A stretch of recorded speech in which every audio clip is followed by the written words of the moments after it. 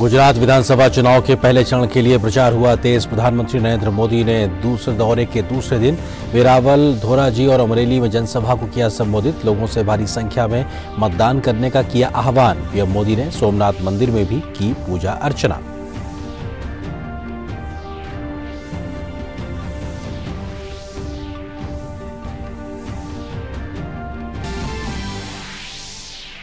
तिरपनवें भारतीय अंतर्राष्ट्रीय फिल्म महोत्सव का आज गोवा में होगा शुभारंभ। फिल्मों के महाकुंभ में देश दुनिया के फिल्म जगत के दिग्गज होंगे शामिल। 9 दिन तक चलने वाले फिल्मोत्सव में 79 देशों की कुल 280 फिल्में दिखाई जाएंगी।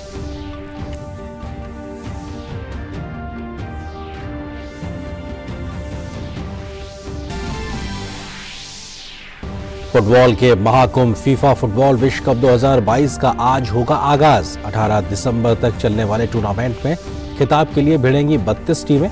मेजबान कतर और इक्वाडोर के बीच खेला जाएगा टूर्नामेंट का आज पहला मुकाबला। उपराष्ट्रपति जगदीप धनखड़ करेंगे उद्घाटन समारोह में भारत का प्रतिनिधित्व।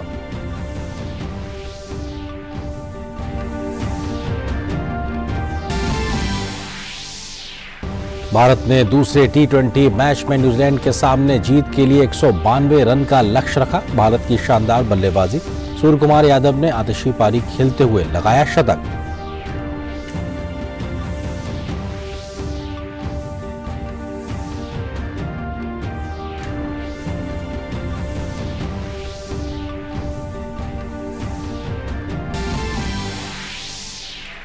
नेपाल में संसदीय और प्रांतीय विधानसभा चुनाव के लिए मतदान जारी। आम चुनाव के दौरान संसद के 275 सदस्यों का किया जाएगा चुनाव।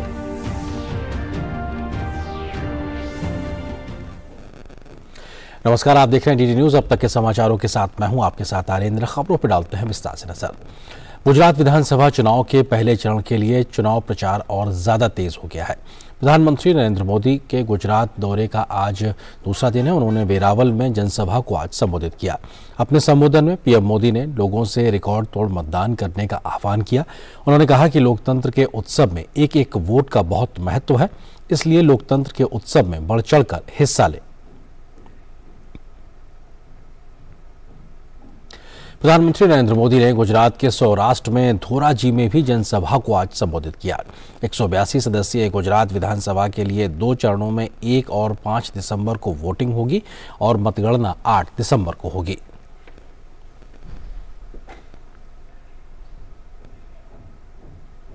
प्रधानमंत्री नरेंद्र मोदी ने गुजरात दौरे के दूसरे दिन आज सोमनाथ मंदिर पहुंचे और उन्होंने वहां पर पूजा अर्चना की।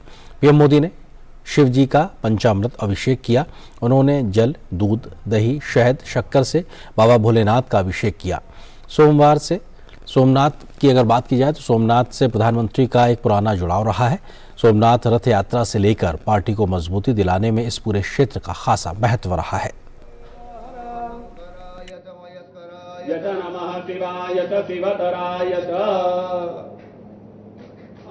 आहमजानि गर्भधमात्वमजासि गर्भधम्मा बुद्धिसहिताय महागणपतये नमः। अनासे पुष्पं वा बिल्वपत्रं समर्पयामि। ओम वयः पृथिव्यां वय ओहने कुवयो दिव्यान्तरिक्षे वयोधाः वयस्वतेः प्रदिशो सन्तो मयम् ओम दातिक्रावणो अकारिकं तिस्रो रस्वस्य वादिनः सुरभिनो मुखाकर्तन आयो गुहितारिखता ओम घटम घटपावानः विपदं वदापदापावानः विपदान्तरिक्षस्य हविरसि स्वाहा विश्वपरिददातु विश्वस्यारिष्टे यजमानस्य परिधिरशग्निरिड एरितः भवानी शंकराय ज्योतिर्लिंगाय सुन्दराय नमो नमः। गन्धोदकस्नानं समर्पयामि। ओम प्रधानमंत्री नरेंद्र मोदी ने सोमनाथ मंदिर परिसर के स्थित सरदार वल्लभ भाई पटेल की प्रतिमा पर पुष्पांजलि भी अर्पित की।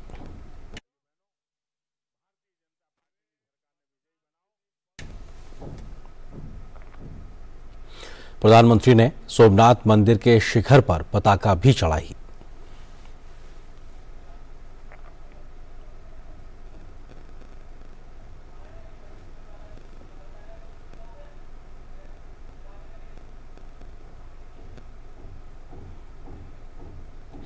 गुजरात विधानसभा चुनावों के लिए प्रचार लगातार तेज होता जा रहा है। केंद्रीय गृह एवं सहकारिता मंत्री और भाजपा के वरिष्ठ नेता अमित शाह निझर और डेडियापाड़ा में चुनावी जनसभाओं को संबोधित करेंगे। भाजपा, कांग्रेस सहित क्षेत्रीय दल चुनावी मैदान में पूरा पसीना बहा रहे हैं। कांग्रेस भी मतदाताओं को रिझाने के लिए एड़ी चोटी का जोर लगा रही है।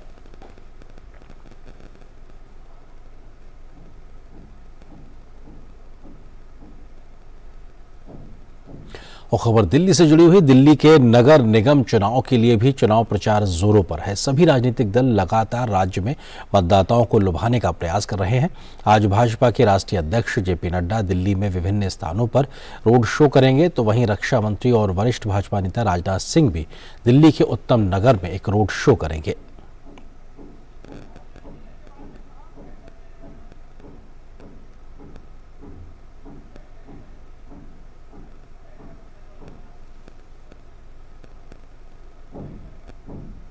दिल्ली नगर निगम चुनाव के लिए कुल 1349 उम्मीदवार चुनावी मैदान में हैं। कल नाम वापसी का आखिरी दिन था और 67 प्रत्याशियों ने अपने नाम वापस लिए। दिल्ली नगर निगम के 250 वार्डों में 4 दिसंबर को वोट डाले जाएंगे।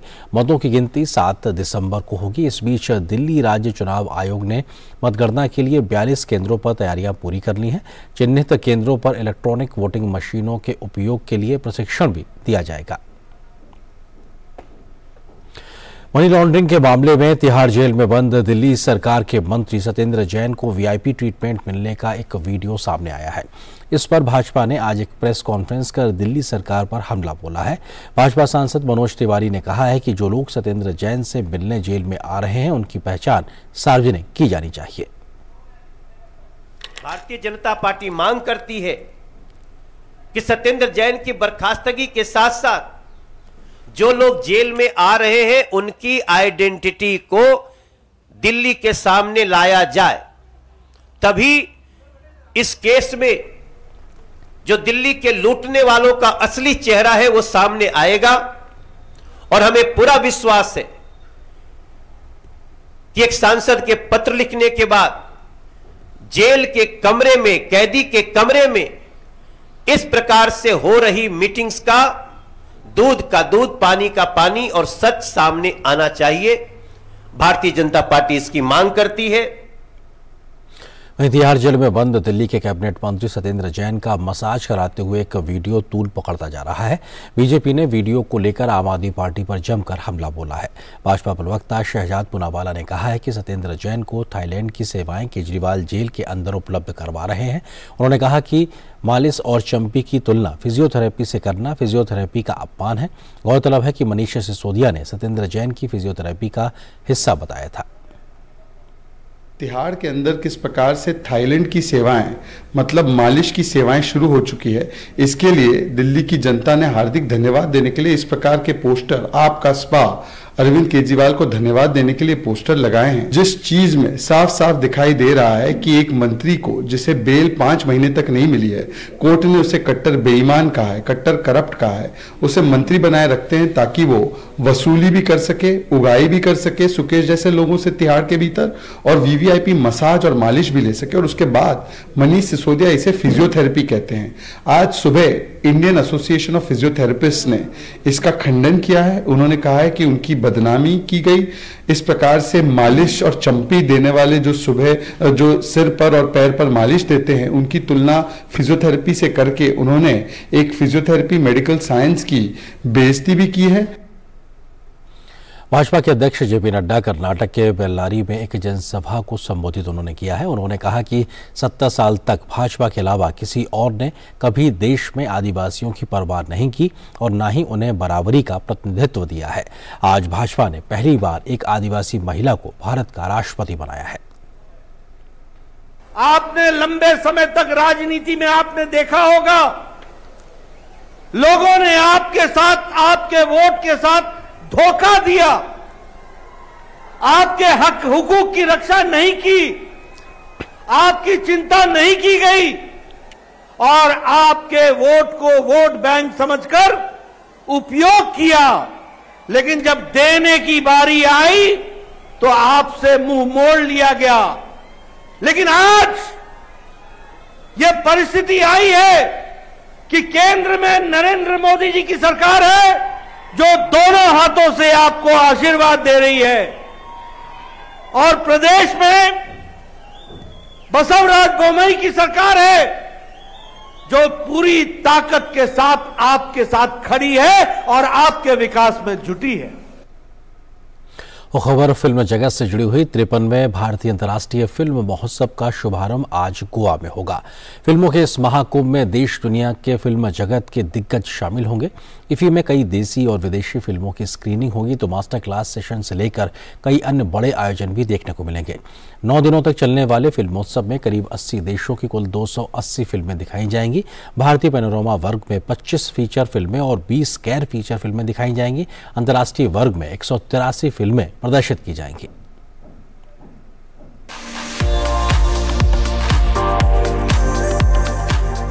दुनिया भर की सिनेमा की खास और चुनिंदा फिल्मों के आनंद का उत्सव मनाने के लिए गोवा पूरी तरह सज चुका है। 53वें अंतर्राष्ट्रीय फिल्म महोत्सव का उद्देश्य दुनिया भर के फिल्म निर्माताओं को अपनी प्रतिभा का प्रदर्शन करने और सिनेमा की उत्कृष्टता को सामने लाने के लिए एक साझा मंच प्रदान करना है। इफ्फी के 53वें संस्करण की शुरुआत Austrian film Alma and Oscar से होगी, जिसे आइनॉक्स में प्रदर्शित किया जाएगा। अल्मा एंड ऑस्कर का निर्देशन ऑस्ट्रियाई निदेशक टाइजर बर्नर ने किया है। ये एक बायोपिक है। ये शानदार फिल्म कलाकार अल्मा मल्हर और ऑस्ट्रिया के चित्रकार ऑस्कर कोकोश्का के रिश्तों पर आधारित है। तो फिल्म फेस्टिवल में RRR से लेकर द कश्मीर फाइल्स और लॉस्ट जैसी कई फिल्मों की स्क्रीनिंग की जाएगी। पुलिसेर अत्याचारे बिना बिचारे इस बार फिल्म फेस्टिवल में Bengali film Mahananda, Hindi film 3 of Us, the story teller और मेजर सिया सहित कई फिल्मों की स्क्रीनिंग की जाएगी। सोचने वालों की नहीं। बिहार सहित देश के 19 राज्यों से चुने गए 18 से 35 वर्ष के भविष्य के 75 प्रतिभाशाली युवा इफ्फी के 53वें संस्करण में विशेष अतिथि के रूप में शामिल होंगे। फिल्म बाजार में हमने बहुत सारी नई चीजें इस बार प्रयास किया है कि वो ऐड हों। Book to box office pavilion, जहां जो नामी पब्लिशर्स हैं वो अपनी नॉवेल्स को और अपनी स्टोरीज़ को प्रमोट और पिच कर सकते हैं फिल्म मेकर्स के दौरान, क्योंकि आजकल काफ़ी फिल्में जो हैं उपन्यास पर आधारित रहती हैं। उसके अलावा अगर हम बात करें तो 75 क्रिएटिव माइंड्स ऑफ टुमारो, जो एक बहुत ही माननीय मंत्री जी का एक ब्रेन चाइल्ड कॉन्सेप्ट था जो लास्ट इफ्फी में इंट्रोड्यूस किया था, इस बार उनको हमने 53वें संस्करण में 53 घंटे का हमने एक उनको चैलेंज दिया, जिसमें एक शॉर्ट फिल्म जो 5 टीमें हैं वो बनाएंगी और उन फिल्मों को हम शॉर्ट्स टीवी यूके का जो प्लेटफॉर्म है उस पर भी दिखाएंगे, और उसका जो बिहाइंड द सीन्स है वो भी हम काफ़ी 25,000 स्कूलों के आसपास बच्चों को दिखाएंगे, ताकि बच्चे इस मुहिम से प्रेरित हों और फिल्म मेकिंग को वो अपना एक कैरियर अपना सकें। इस बार इफ्फी में कंट्री इन फोकस के रूप में फ्रांस को शामिल किया गया है। कंट्री फोकस खंड के अंतर्गत फ्रांस और उसकी सिनेमाई उत्कृष्टता के योगदान का जश्न मनाया जा रहा है। कंट्री इन फोकस सेगमेंट का आयोजन भारत में फ्रांस के दूतावास और इंस्टीट्यूट फ्रांसिस के सहयोग से किया गया है। इस बार इफ्फी का फिल्म बाजार काफी हद तक बदल जाएगा, क्योंकि पहली बार कई देशों, राज्यों और फिल्म संगठनों के पवेलियन समुद्र के पास बहुत ही खूबसूरत सैरगाह में स्थापित किए जा रहे हैं। बात वहीं पे आके अटक जाती है। विदाउट एविडेंस हम कुछ नहीं कर सकते। बॉलीवुड स्टार अजय देवगन की फिल्म दृश्यम 2 की अंतर्राष्ट्रीय फिल्म महोत्सव में एक विशेष स्क्रीनिंग होगी। वो फंसेगा क्योंकि उसने एक माँ को अंडर एस्टिमेट करने की गलती की है। तो वहीं आम जनता के लिए बड़े पर्दे पर हर रोज कुछ ब्लॉकबस्टर फिल्में देखने को मिलेंगी। अपने सहयोगी मुनमुन और श्यामा के साथ शहला निगार, डीडी न्यूज के लिए पणजी, गोवा से।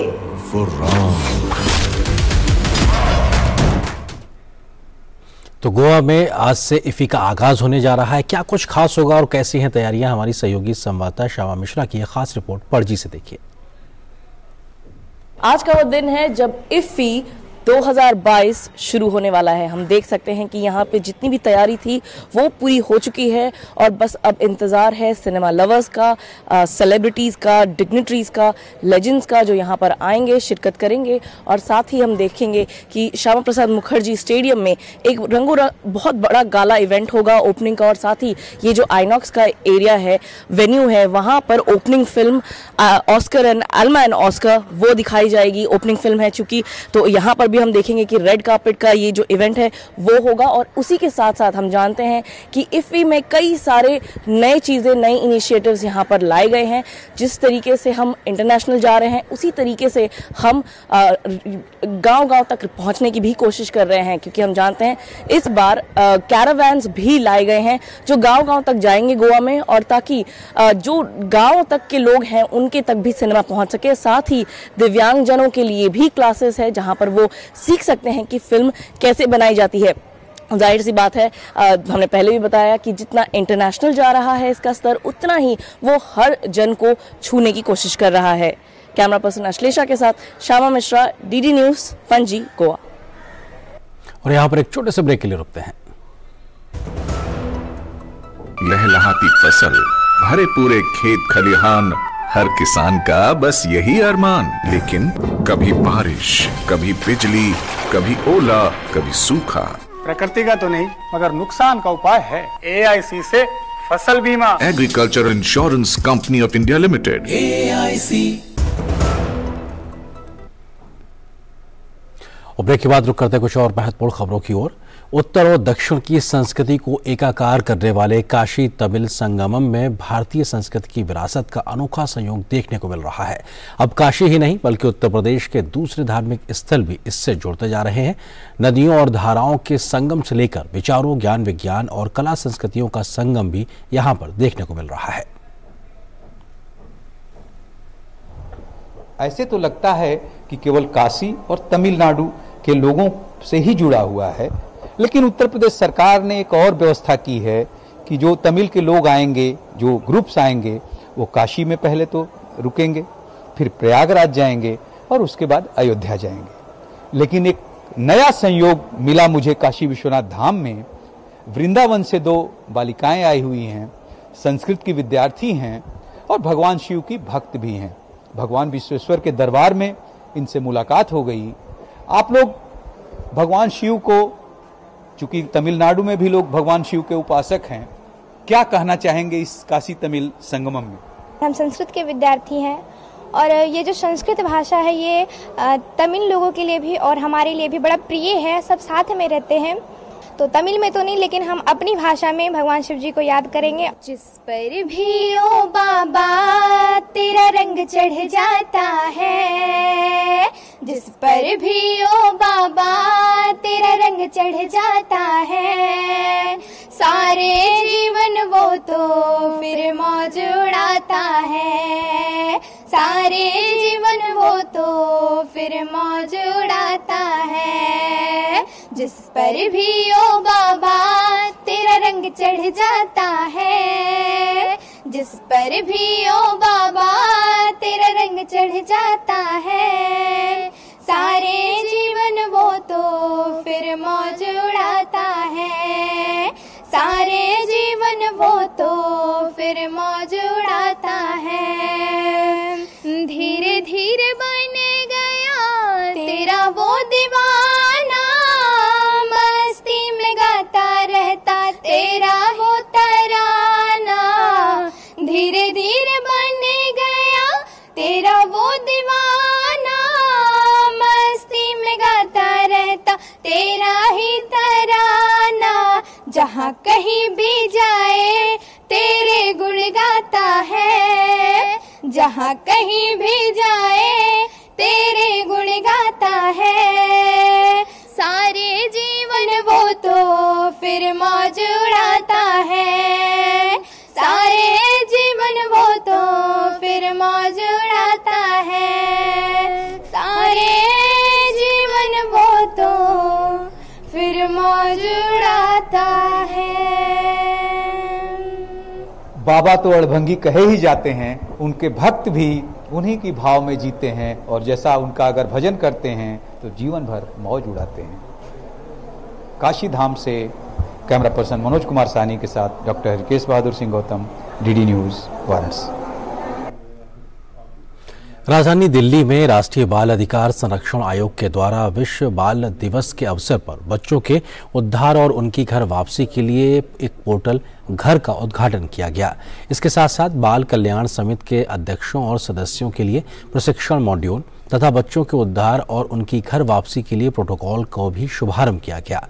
NCPCR द्वारा विकसित ये मॉड्यूल प्रोटोकॉल और पोर्टल देखभाल तथा सुरक्षा की आवश्यकता वाले बच्चों के मामलों में बाल कल्याण समितियों और जिला बाल संरक्षण अधिकारियों की संशोधित भूमिकाओं के लिए काम करते हैं। इस अवसर पर महिला एवं बाल विकास मंत्रालय के सचिव इंदिवर पांडे ने कहा कि कोविड के दौरान 4,345 बच्चे थे जो अनाथ हो गए थे। PM care for children scheme के तहत विभाग ने बहुत कम समय में इन बच्चों के लिए समुचित समाधान किया है।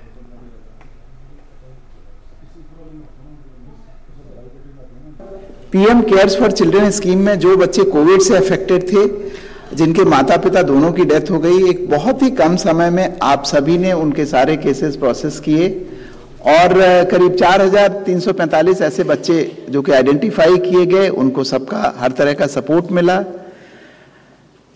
इसके बारे में मेरा आपसे और निवेदन है कि चूंकि इन बच्चों का कोई नहीं है, 2-3 चीजें आप अवश्य ध्यान रखें भविष्य में कि हर 3 महीने पे CWC एंड DCPU इन बच्चों का देखते रहें कि उनकी पढ़ाई वगैरह ठीक चल रही है, कोई किसी तरह की समस्या नहीं है। उत्तर प्रदेश के मुख्यमंत्री योगी आदित्यनाथ ने लखनऊ में उत्तर प्रदेश लोक सेवा आयोग से चयनित स्टाफ नर्सों को नियुक्ति पत्र बांटे हैं।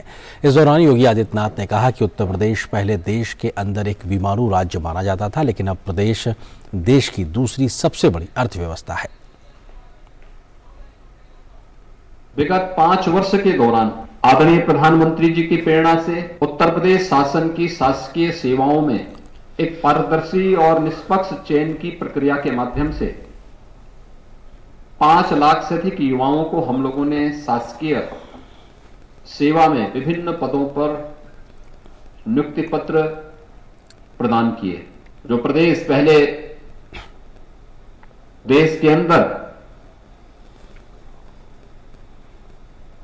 एक बीमारू राज्य माना जाता था, यानी यहां मनुष्य ही बीमार नहीं था, प्रदेश स्वयं ही बीमार था। आज मुझे बताते हुए प्रसन्नता है कि वही उत्तर प्रदेश आज देश की दूसरी बड़ी अर्थव्यवस्था के रूप में अपने आप को स्थापित करने की ओर तेजी के साथ अग्रसर हुआ है। उत्तर प्रदेश के बरेली में एक सड़क हादसे में 3 लोगों की मौत हो गई है, जबकि एक व्यक्ति बुरी तरीके से घायल हो गया है। ये दुर्घटना बहेड़ी नैनीताल मार्ग के लोधीपुर चौराहे पर हुई।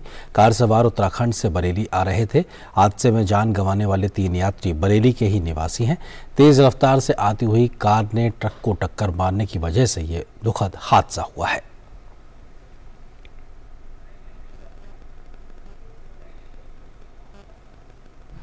और यहाँ पर एक और छोटे से ब्रेक रुकते हैं। लहलहाती फसल, भरे पूरे खेत खलिहान, हर किसान का बस यही अरमान। लेकिन कभी बारिश, कभी बिजली, कभी ओला, कभी सूखा। प्रकृति का तो नहीं, मगर नुकसान का उपाय है। AIC से फसल बीमा। Agriculture insurance company of India limited, AIC। Break के बाद अब खबर नेपाल से। नेपाल में आज आम चुनाव के लिए एक चरण में मतदान जारी है। आम चुनाव के दौरान लोक संसदीय और प्रांतीय विधानसभाओं के लिए 275 सदस्यों का चुनाव करेंगे। विधायिका के सदस्यों को 2 तरीके से चुना जाएगा। 165 सदस्यों को फर्स्ट पास द पोस्ट यानी सरल बहुमत प्रणाली मतदान द्वारा एकल सदस्यीय निर्वाचन क्षेत्रों से चुना जाएगा और शेष बचे 110 सदस्यों को एक राष्ट्रव्यापी निर्वाचन क्षेत्र में चुना जाएगा। मतदाताओं को इन दोनों तरीकों के लिए अलग अलग मतपत्र प्राप्त होंगे। इन चुनाव के लिए भारत के मुख्य निर्वाचन आयुक्त राजीव कुमार तथा भूटान, बांग्लादेश और मालदीव के मुख्य निर्वाचन आयुक्तों को अंतर्राष्ट्रीय पर्यवेक्षक नियुक्त किया गया है। आम चुनाव के लिए कुल 84 पार्टियों ने चुनाव आयोग में आवेदन किया है। हालांकि आयोग ने 116 पार्टियां पंजीकृत हैं। एक चरण में हो रहे इस चुनाव में 7 प्रांतों से 1,79,00,000 से अधिक लोग अपने मताधिकार का प्रयोग कर सकेंगे। नेपाल चुनाव आयोग ने शांतिपूर्ण चुनाव संपन्न कराने के लिए कई अहम कदम उठाए हैं। इसमें मतदान केंद्रों पर 3 स्तरों की सुरक्षा व्यवस्था और हवाई निगरानी जैसे उपाय भी शामिल हैं। उपराष्ट्रपति जगदीप धनखड़ फीफा विश्व कप 2022 के उद्घाटन समारोह में भारत का प्रतिनिधित्व करने के लिए कतर की यात्रा के लिए रवाना हो गए हैं। यात्रा के दौरान उद्घाटन समारोह में भाग लेने के अलावा उपराष्ट्रपति भारतीय समुदाय के सदस्यों के साथ भी वहां पर बातचीत करेंगे।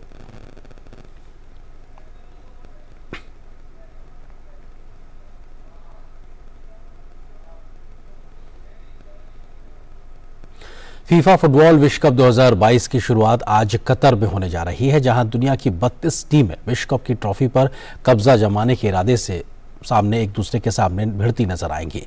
उद्घाटन समारोह दोहा के अल बायत स्टेडियम में आयोजित किया जाएगा।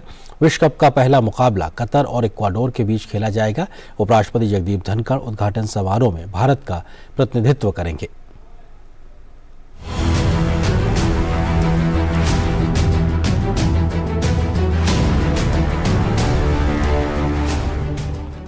कतर तैयार है, फुटबॉल फीवर की शुरुआत है। पहली बार अरब देश में आयोजित हो रहे फुटबॉल के महाकुंभ में 32 टीमों की भिड़ंत सॉकर के इस महा उत्सव को रोमांच से भरेगी। इन 32 टीमों में एशिया से 6 टीमें हैं। विश्व कप का आगाज रविवार से होगा, जबकि फाइनल मुकाबला 18 दिसंबर को खेला जाएगा। फीफा विश्व कप में इस बार 8 ग्रुप हैं और हर ग्रुप में 4 टीमें हैं, जहां हर एक ग्रुप से टॉप 2 टीमें अगले दौर में पहुंचेंगी। विश्व कप का पहला मुकाबला कतर और इक्वाडोर के बीच खेला जाएगा। टूर्नामेंट के शेड्यूल की बात करें तो 20 नवंबर से 2 दिसंबर तक कुल 48 मैच होंगे, जबकि 3 दिसंबर से 7 दिसंबर तक प्री क्वार्टर फाइनल मुकाबले, 9 दिसंबर से 11 दिसंबर तक क्वार्टर फाइनल, 14 और 15 दिसंबर को सेमीफाइनल, जबकि 18 दिसंबर को फाइनल मुकाबला आयोजित होगा। ये सभी मुकाबले कतर के 8 स्टेडियम में खेले जाएंगे और फाइनल मुकाबले की मेजबानी लुसैल स्टेडियम करेगा। फुटबॉल विश्व कप के इतिहास पर गौर करें तो 92 साल के इतिहास में अब तक सिर्फ 9 टीम इस खिताब को अपना बना सकी हैं। इसमें भी गौर करें तो ब्राजील ने 5 बार, इटली और जर्मनी ने 4-4 बार खिताब पर अपने नाम की मोहर लगाई है। हर बार की तरह इस बार भी खिताब के प्रबल दावेदारों में ब्राजील, अर्जेंटीना, जर्मनी, फ्रांस और इंग्लैंड पर निगाहें रहेंगी। इसमें भी ब्राजील हॉट फेवरेट समझी जा सकती है। दरअसल फीफा रैंकिंग में तो टीम नंबर 1 है ही, लेकिन इसके साथ ही साथ टीम का विश्व कप क्वालिफाइंग में जो रिकॉर्ड है वो भी इसके पीछे एक बड़ी वजह है। टीम ने विश्व कप क्वालिफाइंग में 17 मैच खेले हैं, जिसमें से 14 में जीत दर्ज की है और 3 मैच ड्रॉ रहे हैं। इस दौरान टीम ने 40 गोल दागे हैं। वैसे ये विश्व कप लायनल मेसी और क्रिस्टियानो रोनाल्डो के लिए भी बेहद खास रहने वाला है, क्योंकि दोनों का ये आखिरी विश्व कप माना जा सकता है। ऐसे में दोनों अपने देश के लिए ट्रॉफी उठाने की तमन्ना को पूरा करना चाहेंगे। तो कुल मिलाकर अब अगले कुछ देर कतर की फुटबॉल गर्मी पूरे विश्व को इस गर्माहट का एहसास कराएगी, जहां रोमांच पल पल करवट बदलेगा। Sports desk, DD news. तो खेल की इस खबर के साथ फिलहाल इस बुलेटिन में इतना ही, लेकिन डीडी न्यूज पर खबरों का सफर लगातार जारी है। नमस्कार।